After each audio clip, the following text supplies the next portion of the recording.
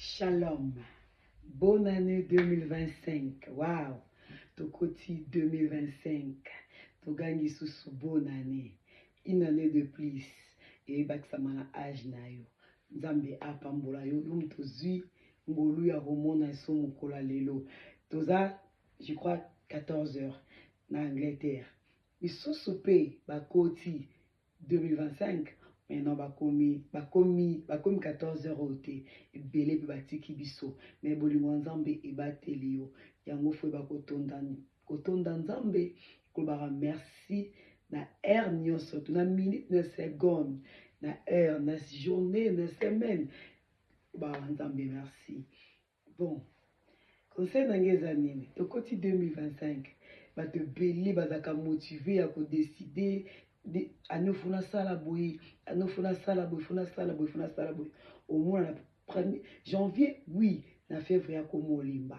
Procrastination procrastination a comme procrastiner makambo des choses fala sala, a salate. Tikate année o nzambe apesa o makasi pe courage yo sala makambo oyo o salakite na 2024, na 2025 pour salango. Ngina baksan lisusu nini. Lo sambo e futaka. Prière et fouta. Peut-être à ne passer 2024, on doit prier prière en mbebo. C'est le cœur qui prie, hein? C'est pas le mbebo qui prie. C'est le cœur. Notez mandé mouté bondelaka. C'est ça qui prière ya mbebo. Il y a 2024, il 2025, ça la prière à motema.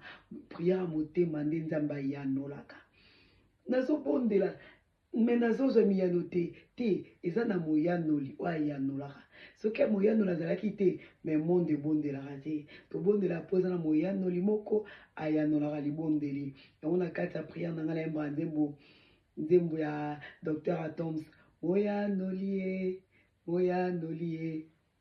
Est-ce que ana zo bondela ezala moyanoli moko ayanolaka si ezala moyanoli ayanolaka yo kaka bondela malamu bondela na motema bondela ko bondela na ba hypocrisie ko bondela na kotala te na gauche toi te bondela concentre-toi na nzambe omona nzambe osalela o depuis la banda prière depuis la banda ba ko bondela bilan na ngai ya ne oyo tikosila wow.